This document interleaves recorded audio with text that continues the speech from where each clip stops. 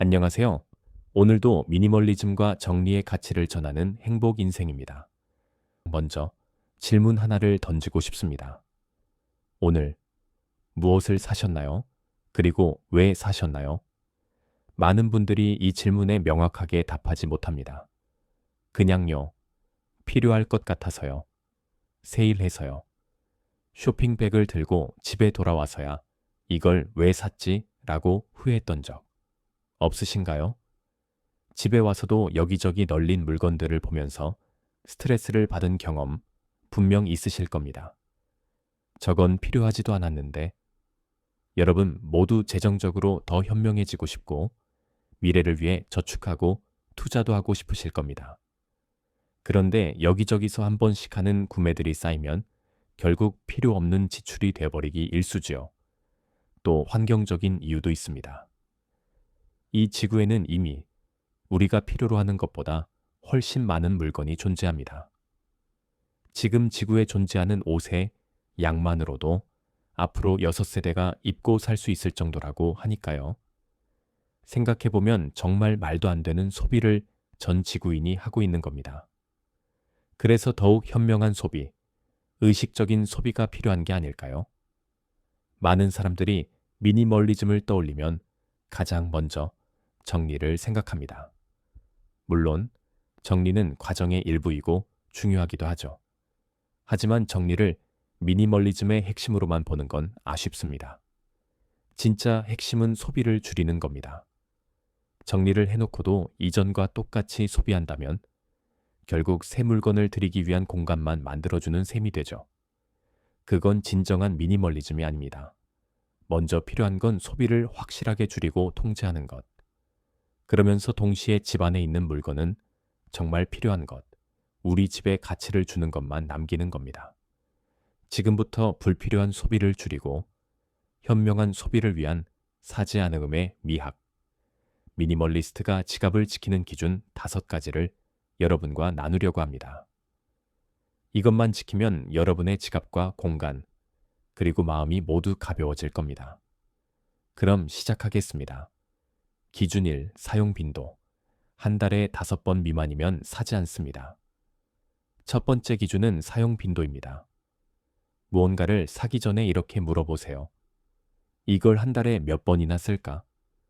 만약 답이 5번 미만이라면 구매를 보류하세요. 예를 들어볼까요?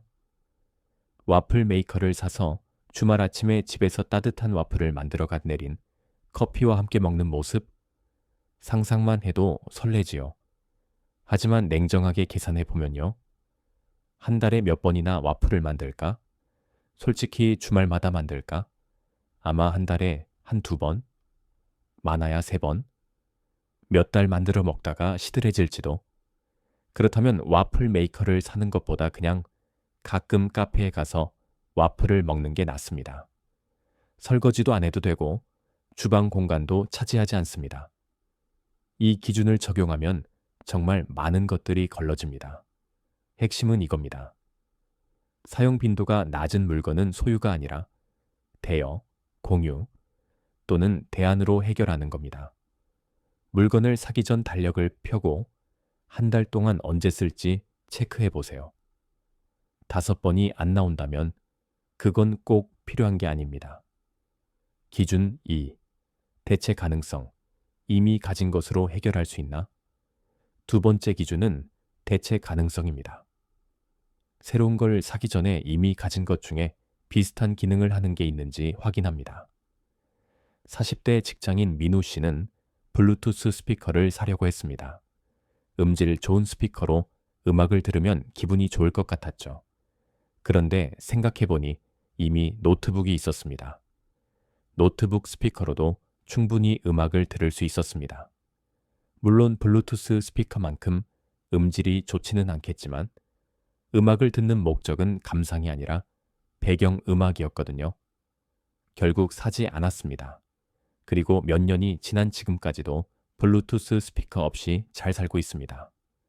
또 다른 예를 들어볼까요? 운동복도 마찬가지입니다. 운동복 브랜드에서는 기능성 신소재를 강조하지만 면 티셔츠와 레깅스로도 충분히 운동할 수 있습니다. 대체 가능성을 확인하는 질문은 간단합니다. 이미 가진 것 중에 이 기능을 80% 이상 대체할 수 있는 게 있나? 만약 있다면 새로 사지 마세요. 이미 가진 것을 계속 쓰세요. 우리는 종종 더 나은 것을 사려고 합니다. 하지만 충분히 좋은 것이 이미 있다면 그걸로 충분합니다. 기준 3. 유지비와 시간, 총 비용을 계산하세요. 세 번째 기준은 유지비와 시간입니다. 우리는 물건을 살 때 구매 가격만 봅니다. 하지만 진짜 비용은 구매 후에 발생합니다. 청소, 보관, 업데이트, 수리, 소모품 교체. 이 모든 게 시간과 돈입니다. 커피 머신도 마찬가지입니다. 30만 원짜리 캡슐 커피 머신. 편해 보이지만 캡슐 값이 한 잔에 700원입니다. 하루 한 잔이면 한 달에 2만 1,000원. 1년이면 25만 6천원. 2년이면 머신 값만큼 캡슐 값이 나옵니다. 게다가 정기적으로 세척해야 하고, 고장나면 수리해야 하고, 캡슐 쓰레기도 처리해야 합니다. 차라리 인스턴트 커피나 드립백 커피가 낫습니다. 더 저렴하고 쓰레기도 적고 관리할 기계도 없습니다. 물건을 사기 전에 이렇게 물어보세요. 이 물건의 1년 총 유지 비용은 얼마일까? 이 물건을 관리하는데 매달 몇 시간이 필요할까? 구매 가격의 2배를 총 비용으로 예상하세요. 그래도 꼭 사고 싶으면 사시되 망설여진다면 사지 마세요. 기준 4. 공간의 질, 보기 좋음보다 쓰기 편함이 먼저이다. 네 번째 기준은 공간의 질입니다. 많은 분들이 예쁜 집을 만들려고 합니다. 인스타그램에서 본 감성적인 인테리어를 따라하죠. 하지만 중요한 건 보기 좋은 집이 아니라 살기 편한 집입니다. 살기 편한 집의 기준은 간단합니다. 동선이 쉬운가, 청소가 빠른가. 예를 들어 거실에 예쁜 러그를 깔면 분위기가 좋아 보입니다. 하지만 러그는 청소가 어렵습니다. 진공 청소기로 빨아도 먼지가 남고, 음료를 쏟으면 세탁이 번거롭습니다. 러그를 치우면 바닥이 훤히 보이니 청소가 5분 만에 끝납니다. 시각적으로 덜 예쁠지 몰라도 매일 사는 입장에서는 훨씬 편합니다. 장식장에 놓인 소품들도 마찬가지입니다. 도자기, 캔들, 액자, 화병. 예쁘지만 먼지가 쌓입니다. 일주일에 한 번씩 닦아줘야 합니다. 닦다 보면 떨어뜨려서 깨지기도 합니다. 장식장을 비우고 정말 좋아하는 것. 한 2개만 놓으면 청소할 것도 적고 시선도 집중됩니다. 공간의 질을 높이는 질문은 이겁니다. 이 물건이 동선을 방해하지 않는가? 이 물건 때문에 청소 시간이 늘어나지 않는가? 만약 그렇다면 그 물건은 당신의 삶의 질을 낮추는 겁니다. 미니멀리즘은 텅 빈 집이 아닙니다. 쓸모 있는 것만 남긴 집입니다. 쓸모의 기준은 보기 좋음이 아니라 쓰기 편함입니다. 집은 SNS 피드가 아니라 내가 매일 회복하는 공간입니다. 퇴근 후 10분 만에 집을 정돈할 수 있다면 그게 가장 아름다운 집입니다. 기준 5. 환경과 윤리, 장기 사용, 수리 가능성, 재활용성을 고려하라. 5번째 기준은 환경과 윤리입니다. 물건을 살 때 고려해 보세요. 이 물건을 10년 쓸 수 있나? 고장나면 수리할 수 있나? 못 쓰게 되면 재활용할 수 있나?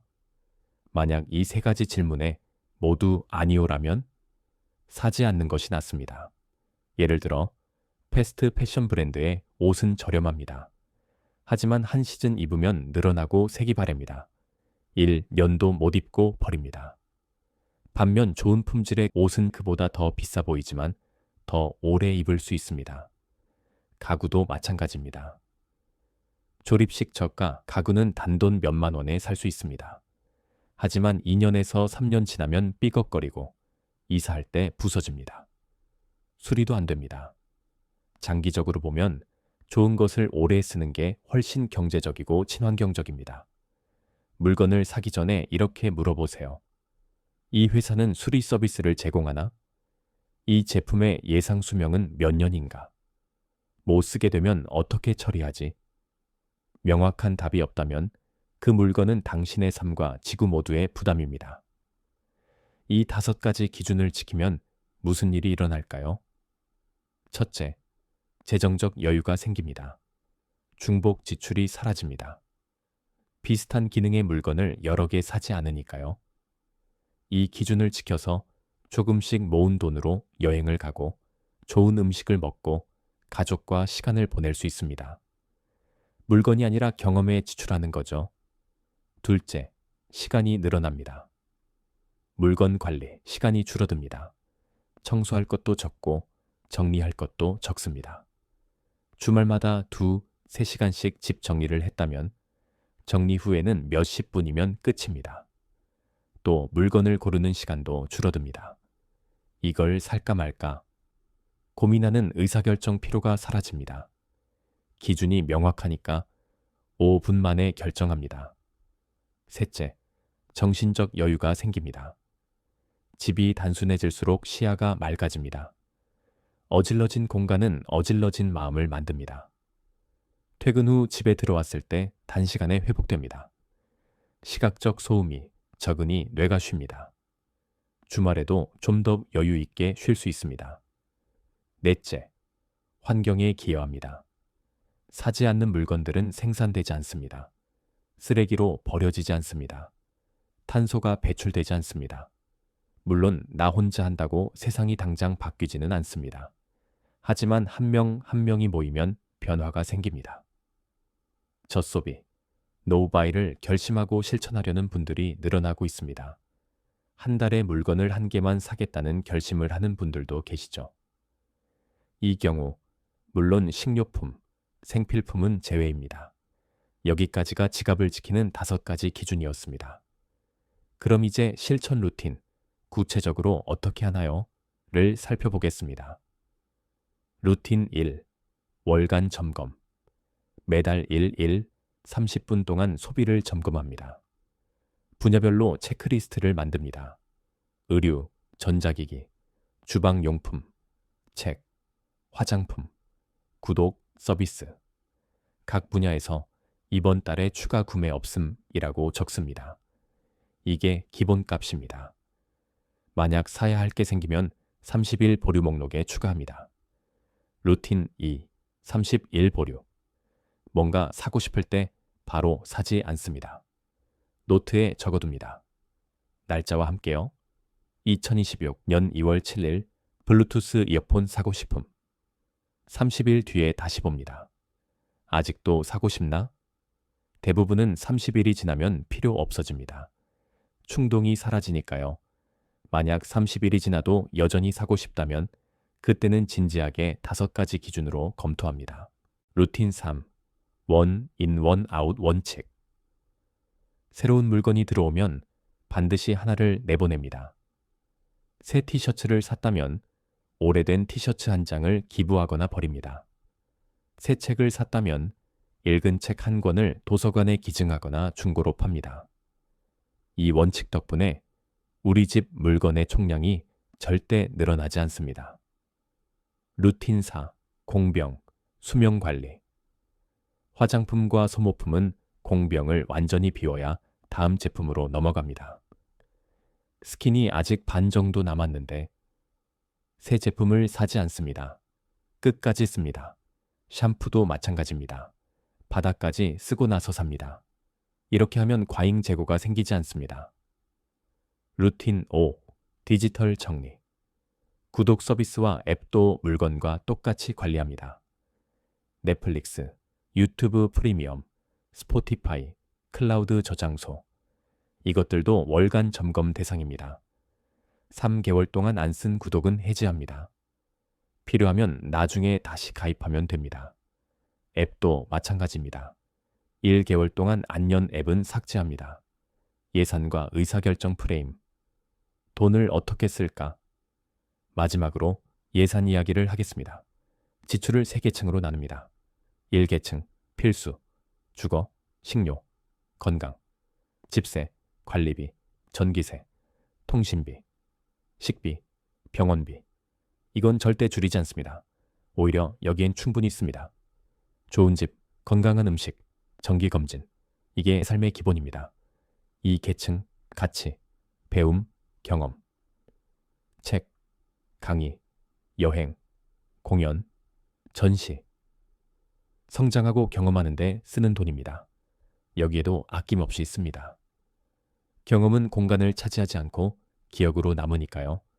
3계층, 감성, 기분, 소비, 카페, 디저트, 가끔 사는 옷, 기분을 좋게 하는 소비입니다.